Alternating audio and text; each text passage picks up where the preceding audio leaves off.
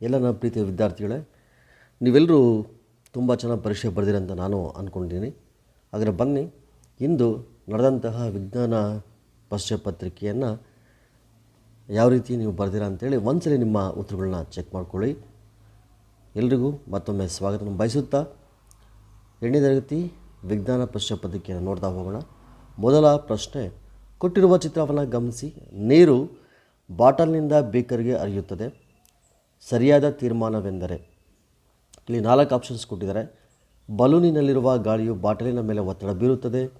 ನೀರು ಬಾಟಲಿನಿಂದ ಬೀಕರ್ಗೆ ವಿಸರಣೆಯಾಗುತ್ತದೆ.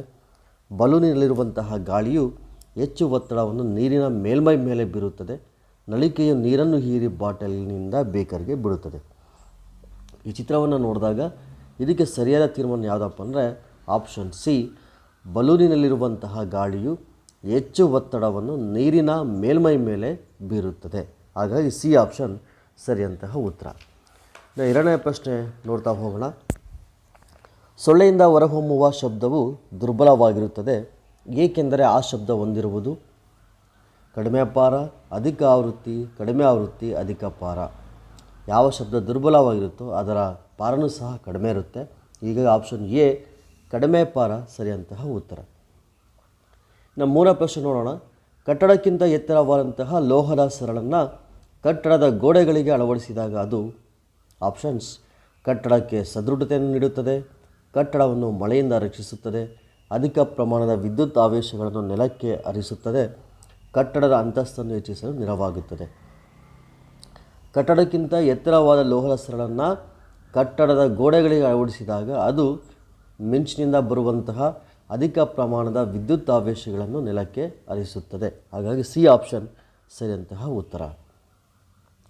4ನೇ ಪ್ರಶ್ನೆ ನೋಡೋಣ. ಚಿತ್ರದಲ್ಲಿ ತೋರಿಸಿದಂಥ ಒಂದು ವಸ್ತುವನ್ನು PQRS ಎಂಬ 4 ಸ್ಥಾನಗಳಲ್ಲಿ ಇರಿಸಿದಾಗ ಸ್ಥಿರ ವೀಕ್ಷಕ ಓಗೆ R ಬಿಂದುವಿನಲ್ಲಿ ಮಾತ್ರ ವಸ್ತು ಕಾಣದಂತಾಗುತ್ತದೆ. ಸರಿಯಾದ ಕಾರಣ ಇದಾಗಿರಬಹುದು ಅಂತೇಳಿ ಆಪ್ಷನ್ಸ್ ಇದ್ದಾವೆ. ವೀಕ್ಷಕನಿಗೆ ದೂರದ ವಸ್ತು ಕಾಣುವುದಿಲ್ಲ, ವಸ್ತುವಿನ ಬಂದಂತಹ ಪ್ರತಿಫಲಿತ ಕಿರಣಗಳು ಅಂಧ ಪ್ರದೇಶದಲ್ಲಿ ಕೇಂದ್ರೀಕರಿಸುತ್ತಿವೆ, ವೀಕ್ಷಕನಿಗೆ ಕಣ್ಣಿನ ಪೊರೆ ಇದೆ, ವಸ್ತುವಿಂದ ಬಂದ ಪ್ರತಿಫಲಿತ ಕಿರಣಗಳು ಅಕ್ಷಿಪಟಲದಲ್ಲಿ ವಿಕೇಂದ್ರೀಕರಿಸುತ್ತವೆ.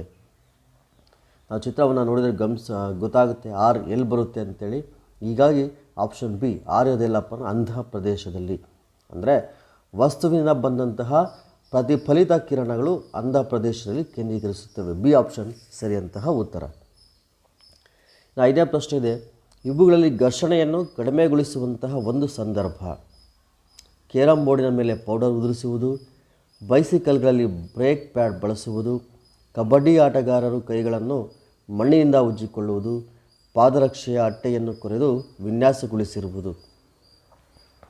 ಈ 4 ಆಪ್ಷನಲ್ಲಿ ಯಾವುದಪ್ಪ ಘರ್ಷಣೆ ಕಡಿಮೆಗೊಳಿಸುವ ಒಂದು ಸಂದರ್ಭ ಅಂತಂದರೆ ಆಪ್ಷನ್ ಎ ಕೇರಂ ಬೋರ್ಡಿನ ಮೇಲೆ ಪೌಡರ್ನ ಉದುರಿಸುವುದು ಅಂತ. 6ನೇ ಪ್ರಶ್ನೆ ಇದೆ. ಈ ಗುಣ ಹೊಂದಿರುವುದರಿಂದ ಕಂಪನಿಯೊಂದು ವಿದ್ಯುತ್ ಸ್ವಿಚ್ಗಳನ್ನು ತಯಾರಿಸಲು ಬೆಕಲೈಟನ್ನು ಆಯ್ಕೆ ಮಾಡಿದೆ. ಬೆಕಲೈಟ್ನ ಒಂದು ಗುಣಲಕ್ಷಣವನ್ನು ಕೇಳಿದ್ದಾರೆ. ಉಷ್ಣವನ್ನು ಪ್ರತಿರೋಧಿಸುವುದಿಲ್ಲ, ಮರು ಎರಕಗೊಳಿಸಬಹುದು, ವಿದ್ಯುತ್ ಶಕ್ತಿಯ ದುರ್ಬಲವಾದ ಪರಿಸರ ಸ್ನೇಹಿ. ಬೆಕಲೈಟ್ನ ಯಾಕೆ ಆಯ್ಕೆ ಮಾಡಿದಾರಪ್ಪ ಅಂದರೆ ಅದು ವಿದ್ಯುತ್ ಶಕ್ತಿಯ ದುರ್ಬಲ ವಾಹಕ ಅಂತೇಳಿ.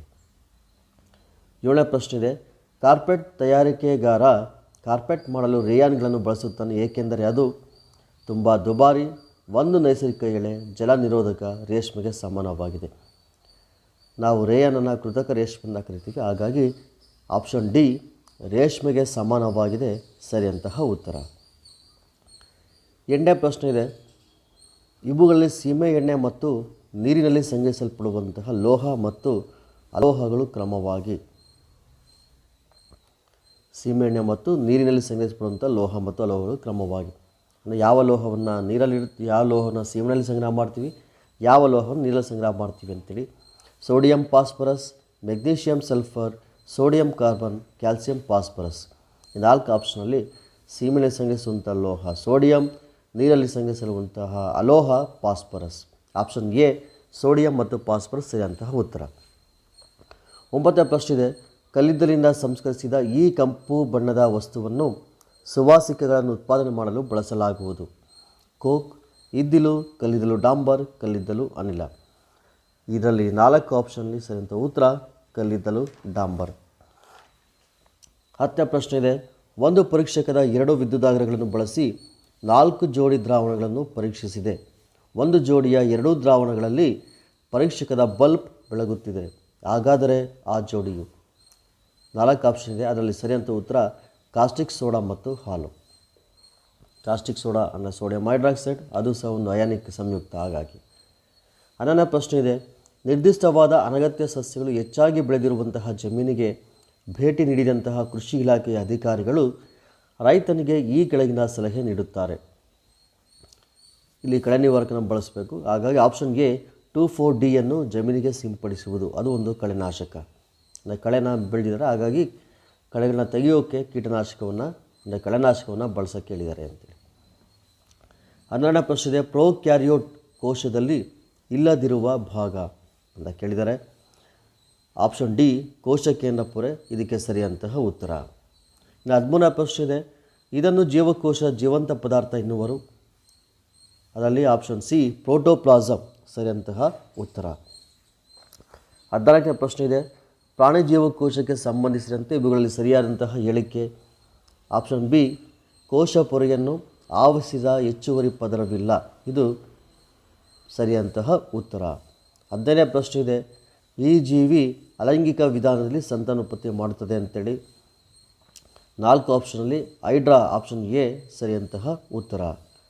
16ನೇ ಪ್ರಶ್ನೆ ಮಲ್ಟಿಪಲ್ ಚಾಯ್ಸ್ನಲ್ಲಿ, ಆಗಾಗ್ಗೆ ಪ್ಯಾಕ್ ಮಾಡಿದಂತಹ ಲಘು ತಿಂಡಿ ಮತ್ತು ಚಿಪ್ಸ್ಗಳನ್ನು ತಿನ್ನುವ ವಿದ್ಯಾರ್ಥಿ ದಿನೇ ದಿನೇ ದುರ್ಬಲನಾಗುತ್ತಿದ್ದಾನೆ, ಏಕೆಂದರೆ ಆ ಆಹಾರವು.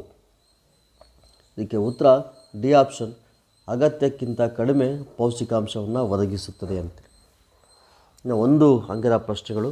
17ನೇ ಪ್ರಶ್ನೆ, ಲೋಹದ ಹಿಡಿಕೆಯುಳ್ಳ ಛತ್ರಿಯನ್ನು ಮಿಂಚು ಗುಡುಗು ಸಹಿತ ಮಳೆಯ ಸಂದರ್ಭದಲ್ಲಿ ಬಳಸುವುದು ಸಲಹಾ ಯೋಗ್ಯವಲ್ಲ, ಏಕೆ ಅಂತೇಳಿ. ಕಾರಣಪ್ಪ ಅಂದರೆ ಲೋಹದ ಹಿಡಿಕೆ ಉತ್ತಮ ವಿದ್ಯುತ್ ವಾಹಕ, ಹಾಗಾಗಿ ಲೋಹದ ಹಿಡಿಕೆಯ ಛತ್ರಿಯು ಮಿಂಚಿನ ವಿದ್ಯುತ್ ಆವೇಶವನ್ನು ಸ್ವೀಕರಿಸಿ ಅಪಾಯವನ್ನು ಉಂಟು ಮಾಡಬಹುದು, ಹಾಗಾಗಿ ಬಳಸೋದು ಸೂಕ್ತವಲ್ಲ ಅಂಥೇಳಿ ಇದಕ್ಕೆ ಉತ್ತರ. ಇನ್ನು 18ನೇ ಪ್ರಶ್ನೆ, ವಿದ್ಯುತ್ ಲೇಪನ. ನಿಮಗೆಲ್ಲ ಗೊತ್ತಿದೆ ವಿದ್ಯುತ್ ಲೇಪನ ಎಂದರೇನು ಅಂತೇಳಿ. ಒಂದು ಲೋಹದ ಮೇಲೆ ಇನ್ನೊಂದು ಲೋಹದ ಪದರವನ್ನು ಉಂಟು ಮಾಡುವಂತಹ ಕ್ರಿಯೆಗೆ ವಿದ್ಯುತ್ ಲೇಪನ ಅಂತ ಕರಿತೀವಿ. 19ನೇ ನೀವು ಆಲ್ರೆಡಿ ಗೊತ್ತಿದೆ. ನರಕೋಶ. 20ನೆಯ ಪ್ರಶ್ನೆನ ನೋಡೋಣ. ಮಾನವನ ನಿಷೇಚನಗೊಂಡಿರದ ಅಂಡದಲ್ಲಿ ಎಷ್ಟು ಲಿಂಗವರ್ಣ ತಂತುಗಳಿವೆ ಅಂತ ಪ್ರಶ್ನೆ ಕೇಳಿದೆ. ಬರೀ ವರ್ಣತಂತು ಲಿಂಗವರ್ಣ ತಂತುಗಳು ಅಂತೇಳಿ. ಹೀಗಾಗಿ ಅಂಡದಲ್ಲಿ 2 ಲಿಂಗವರ್ಣ ತಂತುಗಳು ಇರ್ತವೆ. 2 ಸರಿಯಾದಂತಹ ಉತ್ತರ. 21ನೇ ಪ್ರಶ್ನೆಯಲ್ಲಿ ಒಂದು ರೇಖಾಚಿತ್ರವನ್ನು ಕೊಟ್ಟಿದ್ದಾರೆ, ಎ ಮತ್ತು ಬಿ ಎನ್ನುವಂತಹ ರೇಖಾಚಿತ್ರ. ಇದರಲ್ಲಿ ಯಾವುದು ಹೆಚ್ಚಿನ ಘೋಷದ ಶಬ್ದ ತರಂಗವನ್ನು ಸೂಚಿಸುತ್ತದೆ ಅಂತೇಳಿ ಪ್ರಶ್ನೆ ಇದೆ. ಇದಕ್ಕೆ ಉತ್ತರ ಯಾವುದಪ್ಪ ಅಂದರೆ ಬಿ. ಕಾರಣನಪ್ಪ ಅಂದರೆ ಕಂಪನದ ಆವೃತ್ತಿ ಬಿನಲ್ಲಿ ಜಾಸ್ತಿ ಇದೆ. ಯಾವ ಚಿತ್ರದಲ್ಲಿ ಯಾವ ರೇಖಾಚಿತ್ರ ಆವೃತ್ತಿ ಜಾಸ್ತಿ ಇದೆಯೋ ಅದರ ಘೋಷದ ಶಬ್ದ ತೀವ್ರವಾಗಿರುತ್ತದೆ, ಅಂದರೆ ಹೆಚ್ಚಾಗಿರುತ್ತದೆ ಅಂತೇಳಿ. ಹೀಗಾಗಿ ಆಪ್ಷನ್ ಬಿ ಸರಿಯಂತಹ ಉತ್ತರ. ಅಂದರೆ ಕಂಪನದ ಆವೃತ್ತಿ ಜಾಸ್ತಿ ಇದ್ದಂತೆಲ್ಲ. ಇನ್ನು 22ನೇ ಪ್ರಶ್ನೆ ನೋಡಂತೆ, ಹ್ಯಾಲಿ ಧೂಮಕೇತುವು 21ನೇ ಶತಮಾನದಲ್ಲಿ ಯಾವ ಇಸವಿಯೆಂದು ಘೋಷಿಸುತ್ತದೆ, ಏಕೆ ಅಂತೇಳಿ. ಹ್ಯಾಲಿ ಧೂಮಕೇತು ಪ್ರತಿ 76 ವರ್ಷಕ್ಕೊಮ್ಮೆ ಕಾಣಿಸಿಕೊಳ್ಳುತ್ತೆ. 1980ರಲ್ಲಿ ಕಾಣಿಸ್ಕೊಂಡಿದ್ದೆ. ಹೀಗಾಗಿ 76 ವರ್ಷ ಅಂತಂದರೆ ಅಲ್ಲಿಗೆ 2062ನೇ ಇಸವಿಯಲ್ಲಿ ಮತ್ತೊಮ್ಮೆ ಭೂಮಿಗೆ ಗೋಚರಿಸುತ್ತೆ. 23ನೇ ಪ್ರಶ್ನೆ ಇದೆ, ಈ ಕೆಳಗಿನವುಗಳಲ್ಲಿ ಬಳಸುವಂಥ ಪೆಟ್ರೋಲಿಯಂನ ಘಟಕಗಳನ್ನು ತಿಳಿಸಿ ಅಂತೇಳಿ. ಮೇಣಬತ್ತಿ ತಯಾರಿಕೆ, ಪೇಂಟ್ಗಳ ತಯಾರಿಕೆ ಅಂತೇಳಿ. ಮೇಣಬತ್ತಿ ತಯಾರಿಕೆಯಲ್ಲಿ ಪ್ಯಾರಾಫಿನ್ ಮೇಣವನ್ನು ಬಳಸ್ತೀವಿ. ಪೇಂಟ್ಗಳ ತಯಾರಿಕೆಯಲ್ಲಿ ಬಿಟುಮಿನ್ ಉತ್ಪನ್ನವನ್ನು ಬಳಸ್ತೀವಿ ಅಂತೇಳಿ. 24ನೇ ಪ್ರಶ್ನೆ, ಅದರಲ್ಲಿ 2 ಇದ್ದಾವೆ. ನೀರಾವರಿ ಎಂದರೇನು, 2 ಆಧುನಿಕ ನೀರಾವರಿ ವಿಧಾನ ತಿಳಿಸಿ. ಅಥವಾ ಖಾರಿಫ್ ಮತ್ತು ರಬಿ ಬೆಳೆಗಳು ಎಂದರೇನು ಅಂತೇಳಿ. ಖಾರಿಫ್ ಮತ್ತು ರಬಿ ಬೆಳೆಗಳು ಎಂದರೇನು ಅಂತೇಳಿ. ಮಳೆಗಾಲದಲ್ಲಿ ಬಿತ್ತನೆ ಮಾಡುವಂಥ ಬೆಳೆಗಳಿಗೆ ಖಾರಿಫ್ ಬೆಳೆಗಳೆಂದು ಕರಿತೀವಿ. ಚಳಿಗಾಲದಲ್ಲಿ ಬೆಳೆಯುವಂತಹ ಬೆಳೆಗಳಿಗೆ ನಾವು ರಬಿ ಬೆಳೆಗಳು ಅಂತ ಕರಿತೀವಿ. 25ನೇ ಪ್ರಶ್ನೆ ಇದೆ, ಪರಿಸರ ವ್ಯವಸ್ಥೆಯಲ್ಲಿ ಚಿಕ್ಕ ಪ್ರಾಣಿಗಳ ಸಂರಕ್ಷಣೆ ಅತಿ ಮುಖ್ಯ, ಈ ಹೇಳಿಕೆಯನ್ನು ಪುಷ್ಟೀಕರಿಸಿ ಅಂತೇಳಿ. ಪರಿಸರ ವ್ಯವಸ್ಥೆಯಲ್ಲಿ ಚಿಕ್ಕ ಪ್ರಾಣಿಗಳು ಸಹ ಆಹಾರ ಸರಪಳಿ ಮತ್ತು ಆಹಾರ ಜಾಲದ ಪ್ರಮುಖ ಭಾಗಗಳು. ಈ ಚಿಕ್ಕ ಪ್ರಾಣಿಗಳೇನೋ ನಾಶ ಆಯಿತು ಅಂದರೆ ಆಹಾರ ಸರಪಳಿ ಏರುಪೇರಾಗಿ ನಮ್ಮ ಪರಿಸರ ವ್ಯವಸ್ಥೆಯಲ್ಲಿ ಅಸಮತೋಲನ ಉಂಟಾಗುತ್ತೆ. ಹಾಗಾಗಿ ಪರಿಸರ ವ್ಯವಸ್ಥೆ ಚಿಕ್ಕ ಪ್ರಾಣಿನ ಸಂರಕ್ಷಣೆ ಮಾಡೋದು ಸಹ ಅತಿ ಮುಖ್ಯ ಅಂತೇಳಿ. 26ನೇ ಪ್ರಶ್ನೆ ಇದೆ, ಕುಡಿಯುವ ನೀರು ಎಂದರೇನು? ನೀರನ್ನು ಕುಡಿಯಲು ಯೋಗ್ಯವಾಗುವಂತೆ ಮಾಡುವ 3 ವಿಧಾನಗಳು ತಿಳಿಸಿ ಅಂತ. ಕುಡಿಯಲು ಯೋಗ್ಯವಾದಂತಹ ನೀರನ್ನು ಕುಡಿಯುವ ನೀರು ಅಂತ ಕರಿತೀವಿ. 3 ವಿಧಾನಗಳು ಯಾವಪ್ಪ ಅಂದರೆ ಸೋಸುವಿಕೆ ವಿಧಾನ, ಕುದಿಸುವಿಕೆ ವಿಧಾನ ಮತ್ತು ನೀರಿಗೆ ಕ್ಲೋರಿನ್ ಬೆರೆಸುವಂತಹ ಕ್ಲೋರಿನೀಕರಣ ವಿಧಾನ ಅಂತೇಳಿ. 27ನೇ ಪ್ರಶ್ನೆ, ಅದರಲ್ಲಿ 3 ಮಾರ್ಕ್ಸಿಂದು ಒಂದು ಚಿತ್ರ ಇದೆ. ನುಣುಪಾದ ಮೇಲ್ಮೈ ಮೇಲೆ ನಿಯತ ಪ್ರತಿಫಲವನ್ನು ತೋರಿಸುವ ಚಿತ್ರ ಬರೀರಿ ಅಂತೇಳಿ. 28ನೇ ಪ್ರಶ್ನೆ ಇದೆ, ಬಲ ಎಂದರೇನು ಅಂತೇಳಿ. ವಸ್ತುವನ್ನು ತಳ್ಳುವುದು ಅಥವಾ ಎಳೆಯುವುದನ್ನು ನಾವು ಬಲ ಅಂತ ಕರಿತೀವಿ. ಅಲ್ಲಿ ಇನ್ನೊಂದು ಸಬ್ ಕ್ವಶನ್ ಇದೆ, ಒಂದೇ ದಿಕ್ಕಿನಲ್ಲಿ ಬಲ ಪ್ರಯೋಗ ಮಾಡಿದಾಗ ಏನಾಗುತ್ತೆ, ಪರಸ್ಪರ ವಿರುದ್ಧ ದಿಕ್ಕಿನಲ್ಲಿ ಬಲವನ್ನು ಪ್ರಯೋಗ ಮಾಡಿದಾಗ ಏನಾಗುತ್ತೆ ಅಂತೇಳಿ. ಒಂದೇ ದಿಕ್ಕಿನಲ್ಲಿ ಬಲವನ್ನು ಪ್ರಯೋಗ ಮಾಡಿದಾಗ ಬಲ ದುಪ್ಪಟ್ಟಾಗುತ್ತೆ, ಅಂದರೆ ಬಲದ ಪರಿಮಾಣ ಜಾಸ್ತಿ ಆಗುತ್ತೆ. ಪರಸ್ಪರ ವಿರುದ್ಧ ದಿಕ್ಕಿನಲ್ಲಿ ಬಲವನ್ನು ಪ್ರಯೋಗ ಮಾಡಿದಾಗ ಆ ಬಲದಲ್ಲಿ ವ್ಯತ್ಯಾಸ ಆಗುತ್ತೆ ಅಂತೇಳಿ.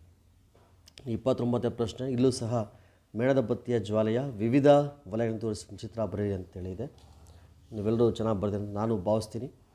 ಇನ್ನು 30ನೇ ಪ್ರಶ್ನೆಗಳಂತೆ, ಈ ಸಂದರ್ಭಗಳಲ್ಲಿ ಬಳಸುವಂಥ ಅಂದರೆ ಈ ಸಂದರ್ಭಗಳಲ್ಲಿ ಉಂಟಾಗುವ ಉತ್ಪನ್ನಗಳು ಯಾವುವು ಅಂತ ಹೇಳಿದ್ರು. 1ನೇ ಪ್ರಶ್ನೆ ಸಬ್ ಕ್ವಶನ್, ಲೋಹಗಳು ಆಮ್ಲಗಳೊಂದಿಗೆ ವರ್ತಿಸಿದಾಗ ಅಂತೇಳಿ.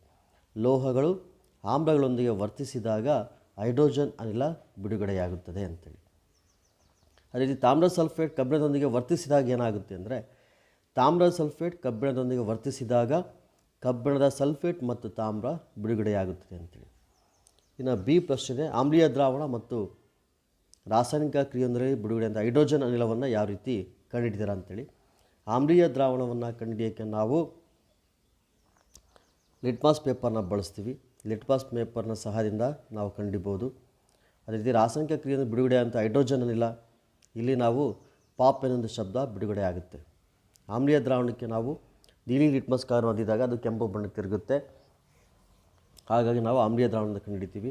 ಇಲ್ಲೂ ಬೆಂಕಿ ಕಡ್ಡಿಯನ್ನು ಇಟ್ಟಾಗ ಪಾಪ್ ಎನ್ನುವಂತಹ ಸೌಂಡ್ ಬರುತ್ತೆ, ಹೀಗಾಗಿ ಹೈಡ್ರೋಜನ್ ಎಲ್ಲ ಬಿಡುಗಡೆ ಆಯಿತು ಅನ್ನೋ ಅಲ್ಲಿ ಪಾಪ್ ಎನ್ನುವಂಥ ಸೌಂಡ್ ಬರುತ್ತೆ ಅಂತೇಳಿ.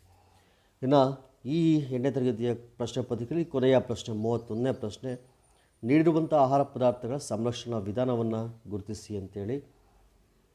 ಮಾಂಸವನ್ನು ನಾವು ಶುಷ್ಕ ಉಪ್ಪನ್ನು ಬಳಸಿ ಸಂರಕ್ಷಣೆ ಮಾಡ್ಬೋದು.